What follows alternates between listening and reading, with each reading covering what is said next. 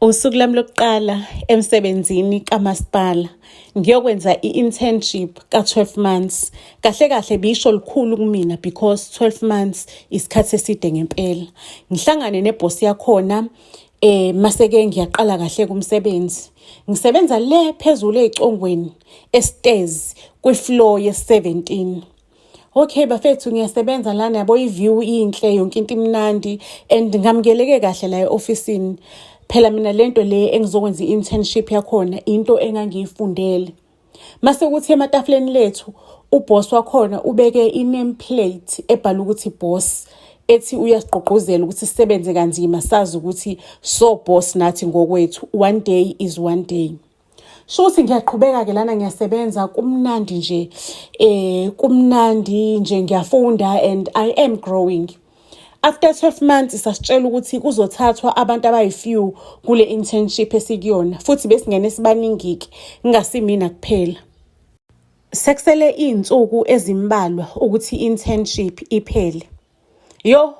Ekhanda lami kuhlangahlangene xubeni ubendle ngicabanga iboss yami ifikile kumina yangitshela ukuthi mangabe usifuna lesikhundla yanginikeza ukhiye wasehotela yangitshela ukuthi ubofika eroom number bani and ugqoka iphenti elibomvu ngoba ngiyawuthanda umbala obomvu. Yaqeda yangishiya lapho yahamba yangitshela ukuthi icontract ke ngiyoyithola lapho kulolo room lelo. Inhliziyo yami ibe stressed ngicabanga ukuthi kodwa Nkosi yami into engizoyithini le sekumele ngilale nemanager ukuze ngithole ipermanent post. Ngiguglisheka amantombazane mhlambe ake akhuluma ngalezi zimo ukuthi mina ngalala nemanager kanjani ngicheck ukuthi bathini, how does it feel, kuba into once off or kuyaqhubeka afterwards or masuthola umsebenzi wakho kuyadlula kanjalo or kwenzakalani. Ngicela ngiyithathile ke decision ngisho ukuthi hayi man angisilo vele virgin abanye abafana ngibapha mahala la ngizothola ipermanent post. Lifike ke ilanga lokuthi kiwe ehotela ke bafethu ngigqoke ke iphenti elibomvu njengoba ngangitsheliwe ke ngigqoke iphenti elibomvu no bra obomvu vele sengiyayibuka lapha esibukweni ngithi yonke lento yenzayo yenzela ipermanent post uzofika lapha yana umtshengisa umhlolo into angakaza ayibona angayitholi nasekhaya. Nje you are going to make it uzoyenza lento le uzoyithola le post. Ngicela ukuntshela ke ngithi jazi ngaphezulu ngithi zaza. Ngifike ke ehotela bafethu ngifica lapha yana i-receptionist ngathi yazi ukwenzakalani ivelana ihlalele efonini yayo ingizibe ngathi ayingiboni ngitshela ukuthi angibofika ngesikhathi esukuthi shukuthi yabona ukuthi okay sesifikile isikhathi sentombazane cela ukukutshela ukuthi ngahamba njengomuntu onamahloni ngathi thwacu ngibheke eroomini lele nginikezwe isikhiye sakhona. Mengifika ke bafethu lapha yana it's a presidential suite kuhle lapha phakathi yonke into ikhona la ngaphakathi. Ngihlale ke manje sengilinde lo manager phela okamasipala ngihlale ayakunayo inkinga vele nokuhlala abantu abakhulu vele bayalindwa kusiwe nolinda abantu abakhulu. Ayi mangabe kusenjalo kunqonqozeke inokho eminyango ithi room service please. Oh Jesu Maria ma room service kanjani ngoba mina ngicashile kule mkhuba engiyenza la ngizengafana nezaza ngayifihla ngoba ngizoganga la ngicashile yonke le mkhuba. Manje room service what if umuntu ongaziyo lo muntu ozovula la masazi indaba zami. Ayike ngivula umnyango ngempela i-room service i-tray nje elinencwadi lencwadi namaselwe i-sticker ngaphandle incwadi nje book inamaselwe i-sticker kuthiwa page number 56. Hayike ngilivule ngempela page number 56 ku page number 56 kubhaliwe ukuthi mina njengomanager wakho I've decided ukuthi ngishiye icontract yakho lapho sengiyisayinile nawe ungayisayina as a sign ukuthi uyayiaccepta. Angeke ngize ngifike lapha eroomini angisiyindoda enjalelana namantombazane bengizokwelcome nje kahle iyona welcome celebration yakho leyo. Phuza noma thiwa ubuphutshalo ofundayo lapho uyitiki uorder noma ukuphi ukudla ofuna ukuorder like ibill is unlimited. Masuqedile ke masuhamba ngizocela ukuthi uvule idrawer la ka left ungalivuli ungakahambi ulivule mangabe usuhamba. Hayike bafethu ke ngicela ukuntshela ukuthi I was so happy, I was so excited ukuthi i-welcome emnandi kanje kuyabuswa kamasipala Hayike ngijabuleke bafethu ngijabule ngiphuze ubusuku bonke ngijoxuze ngithenaphe nje ubusuku bonke. Angibonanga ukuthi ngalala nini, kodwa engikwaziyo ukuthi ngavuka ngabo-12 emini ngakusasa. Ngalivula-ke i-drawer, mingithi ngalivula i-drawer kunesitaki semali. Le mali ibhala ukuthi go and get yourself a new weave, uyithengele iy'mpahla ezintsha because ngomsombuluko ngifuna ukubona umuhle, utshengisa ukuthi usisi wamasipala mangabe sihamba ama-meeting nawe because uzobe usebenza hand to hand nami. Angifuni ukuhamba nehlazo. Manje-ke bafethu sengimuhle, sengifake iweave entsha, ngithenga iy'mpahla ezintsha. Kubhosi-ke athi ayikhululeka sisi, kusakuncane lokubonile because thina sosebenza ama-projects amaningi amakhulu. Angifuni ukuthi ustresseke. Vele it's part and parcel we-team yami ukuthi i-team yami must distress and enjoy impilo ukuze ngiyithole i-fresh. So nje bengisakutshengisa ukuthi yiphi life esizobe siyiphila. Cela ukunitshela ukuthi iy'khathi ey'ningi bese ngiya kuleya presidential suite because ihlezi ikhokhiwe, vele ibhosi yami ihlezi ikhokhelile upfront. Iyayikhokhela ngisho noma unyaka ukuthi ukhona umuntu ozolala khona noma akakho, kodwa isuke ikhokheliwe. Ake ngicela ukunitshela libeke ibhosi yami ibithi angilanda ama-friends wami sithrow amaphathi omhlaba laphayana. Ngibalanda abangani zidume kube mnandi silale. There was this one thing ebiyenzakala about that place ebicommon. Besilala sivuke ngo-12 after party. Okay, of course bese nawo bonke utshalo obudurayo.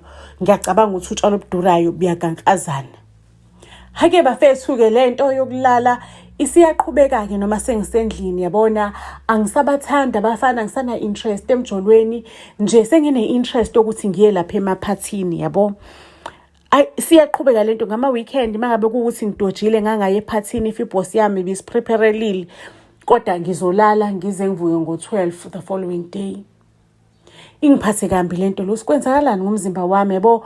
Nje kube ngathi kunomuntu engilala naye kodwa angijoli, yabona lento iyaqhubeka. Sekuningathi nje kunomuntu engilala naye all the time. Sengizizwa angisakhathali mangade ngiphuzile kuphela, kodwa nje sengiyakhathala isonto nesonto every day. Engathi kunomuntu engilala naye ebusuku, ngivuka nesithelo sami nje sangasese sifutha njengathi ade sibhizi sisebenza ubusuku bonke. Ngize ngihambe-ke ngiye ebantwini ababonayo, ngifuna ukuyozwa ukuthi mhlampe alukho yini usizo abanganginikeza lona. Abantu ababonayo bathi hamba uyobuza ubaba wakho. Ubaba wakho uyazi ngalo lonke lolu daba lolu, ama-answers akubaba wakho. Izime-ke emthumeni, anginaye-ke mina ubaba like uma akaze angitshengisa ukuthi ubani ubaba wami. Ngilibambe indlela eya emakhaya la kwakune best friend kama uma esakhula by the time ngizalwa. Ngiyayazi nami best friend yama. Ngifike-ke emakhaya ngiyafica i-best friend idakwe inyama phepha, iphethe pregnancy test. Iyahema nje, ungikhulela isilo sibanibani. Ngangithi ngiyamzwisa siyayidlalela shawuke ngigonqo. Yena thuhlu isisu wangibeka ingane amathambo eswini. Ake angibuza ukuthi ngimphatheleni, ngimnikeze ugoloko. Athi ha, ugoloko bomvu. Ngane kamnganami ugoloko bomvu. Akumele uzame ngamala ama-disprini-ke manje ukuze ngikwazi ukukhipha isisu. Ngihlanganise lo goloko ngikhipha isisu. Mangabe igoloza lengane esesiswini, ngihambe ngiyothola lo mama lo ozongikhiphisa emahlathini. Ngithi hayi ngizokunikeza imali. Athi awusafani noma wakho wena, awusafani noma wakho.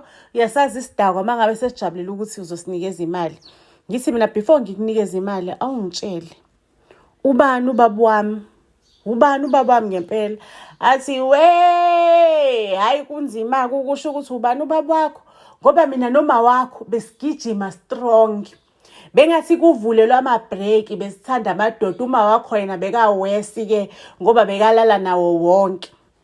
Bekajela nomunye umfana uSizwe Echiliza.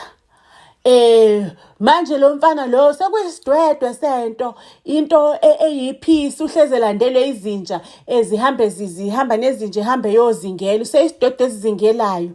Bese kuphinda kuba khona umenzi ngubane. Hayi umenzi ngubane lo right-ke unesitolo sakhe samapizza. kuvele kube uvele idlozi-ke naye u-right. Mase kuba khona uKepisi Mavundla. Kepisi Mavundla kudala ngagcina ukuzwa ngaye, mhlawumbe usashona nje kudala, ngamgcina nje ngawo lo nyaka loyo sisafunda uma wakhe ethwele isisu. So kubona bonke labantu abawu-4 ibona ade bevakashelana naye kakhulu ekamereni. Mase kuba khona kade eyidlalela nabo-ke, ngathi abanye wegcina uma wakhe engalalanga nabo, wesabaplanile kwase kuhlala isisu-ke. Hey, amadoda awu-4 ashiwo umngani kama. Ngidideke. Ngithi mina uKepisi igama la ngempela uKepisi Mavundla. Sasimbiza uKepisi ngoba enekhanda engathi ugqoke isigqoko. Sengilikhohliwe-ke igama lesikole kodwa uKepisi engilikhumbula sesimgcona ngalo. Sengilikhohliwe-ke likwi-ID. Ngizame ukuthola uSizwe Chiliza lekuthiwa useyisidwedwe esiyiphisi. Ngiqale ngaye ukumthola, ngimthole ngempela inkunzi Malanga yabo iyajuluka emahlathini, ibeka ikhanda la empandleni, ihamba nohude lezi nja zikakile ngala nangala. Uyayibona ukuthi igqoka ibhlukwe yabo elihlephukile emadolweni namabhuzu akhona athehleke. Uyayibona lenkunzi Malanga iyahamba iyashesha. Kodwa-ke ngoba ngangilifuna iqiniso ukuthi kuthiwa umuntu onama-answer alenkinga yami ubaba wami. Ngifike-ke kuSizwe Chiliza ngimtshela ukuthi hayibo baba, ngiyezwa abantu bayakhuluma ngawe endaweni bathi uyiphisi. Manje kune-competition-ke lana yokuthi kunamaphisi kuzobhalwa ngamaphisi abhale ngobuciko babo ababusebenzisayo ukuthi bazingela kanjani. And then la indaba ezothandeka, umuntu ozobe sho ama-tips amahle akhe okulontuntsha okuzingela, uyena umuntu ozophuma phambili uyothola isamba semali ukuze akwazi ukuqhubeka ukuthi azingele ngokusemthethweni, aphume emaphepheni, aphume kuma-TV. So baba Sizwe Chiliza, ngizwile kuthiwa impela uhamba phambili kwezokuzingela, kuthiwa uyazingela every day. Hayi-ke ngicela ukukutshela kuSizwe Chiliza wezashaya umnqemphotho ngekhanda engitshengisa ama-skills akhe okuzingela. Ngilokhu ngimshuthile nje azakekela ahambe ngey'thende kuphela eshishiliza, akekela abuye ahambe ngobhozo ezama ukutshengisa ama-tricks wakhe. Ukekela nje lo konke lo kakwenza mina sengiyithathe kudala i-DNA. Yakhe. Ake ngihambe ngiyothesta, imphumela ithi negative. uSizwe Chiliza akasiyi ubaba wami. Okusho ukuthi sengisele nabantu abawu-3 elistini ukuthi ngihambe ngiyobabheka.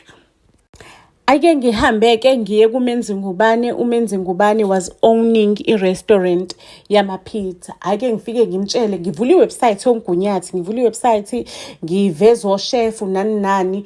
Mase ngiyafika-ke kuyena-ke uMenzi Ngubane ngimtshela ukuthi hayi, nginemagazini ebhala ngoshefu kanjena, ungathola ama-sponsor, abantu abangakusponsorisha, ungaduma endaweni. So ngicela ukuthi ngizokhuluma ngendawo yakho, ngicela ungitshengisa amadishi wenu. Yabona sahlala usuku lonke mina noMenzi Ngubane, like ubeka nepassion ngokupheka uMenzi Ngubane, ayichaza indlela yakhe la asuka khona ukuthi uthando lokupheka laqhamuka kuphi. So we had a good time noMenzi Ngubane.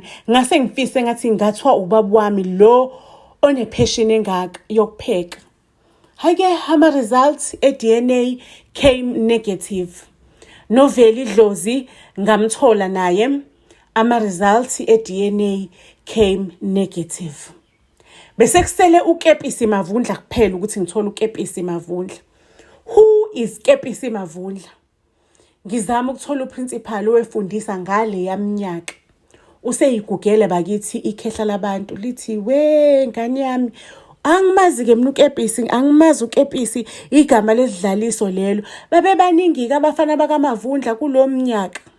Lo baba lo angichazele athi kuma sekuba khona lo owadingiswa, umndeni wakaMavundla wadingiswa endaweni, akawuqedanga unyaka ngalo nyaka badingiswa, sizwa kuthiwa bahamba bayohlala le eMbumbulu.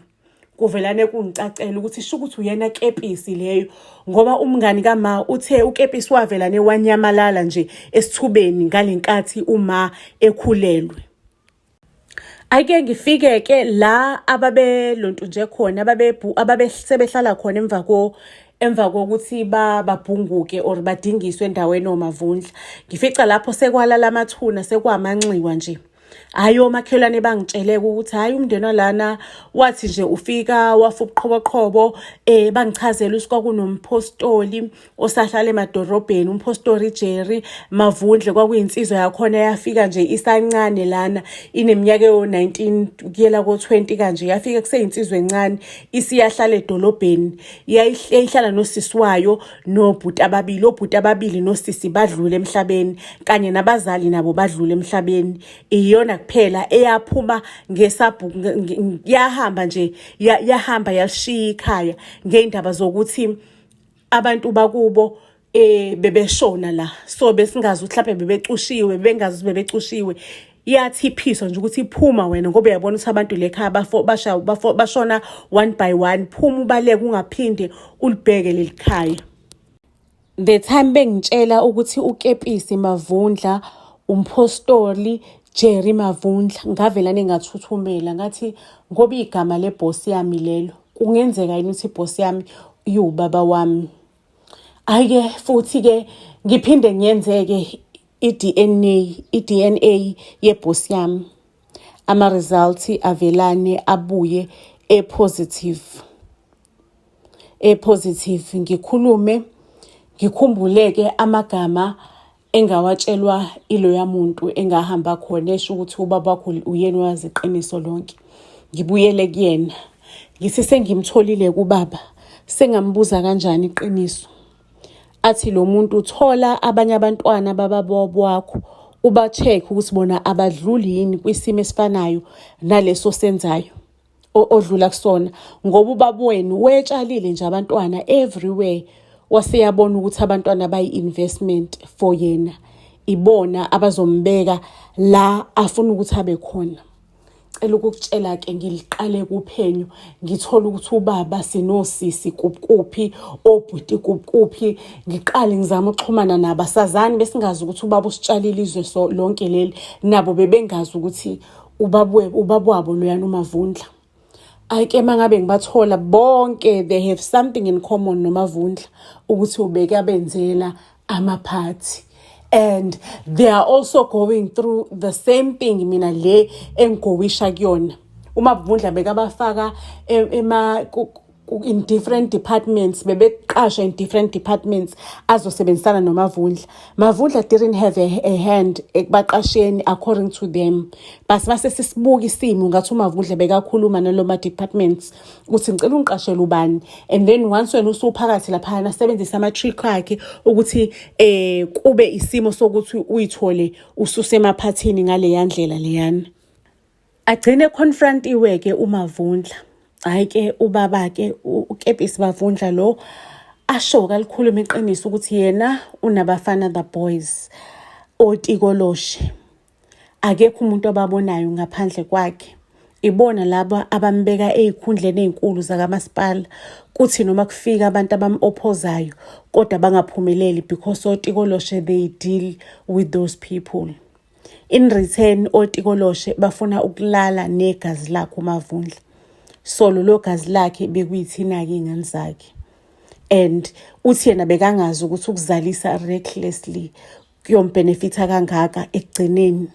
Kodwa-ke naye ekugcineni la engasathandi khona, engasafuni lutho because otikoloshe the time mina ngenza amaphathi ngifika nabangani bami abamhlophe abamnyama bebefike nje as long as unento ewurawundi nje bebefika otikoloshe bazenzele. Mfana ntombazana bakhetha otikoloshe as long as nje unorawundi ukhipha something bayagxisha otikoloshe, bagxisha into zabo. Asho ukuthi uMavundla naye lento le besimstress ukuthi uyabona bonke abantu mangabe behamba athi hawu Nkosi yami lo uphelile otikoloshe bami sebeqedele. Futhi otikoloshe once bakutaste-ke bakuvakashela noma kuthiwa usukini, usuyinto yabo nje wherever you go, ngisho umlungu nani wherever you go bayazi. The only thing abangayifuni abalifuni indiya. Ngenze njani-ke mangabe ngisesimweni esinjengalesi, ngiphuma kanjani kulesimo? Ngiyaxolisa-ke ukuthi it's not a happy ending because ngisastakile kulesi simo sokuthi ngitikatikwa otikoloshe bakababa wami. Ngizoyibeka lapho-ke indaba yethu okwanamhlanje. Ningakhohlwa ukuthi nisifollowishe yethu all social media platforms. Niphinde futhi ningakhohlwa ukuthi nihambe niyothenga imuvu yethu uKing Mtsetserebhana. Siyanithanda kakhulu.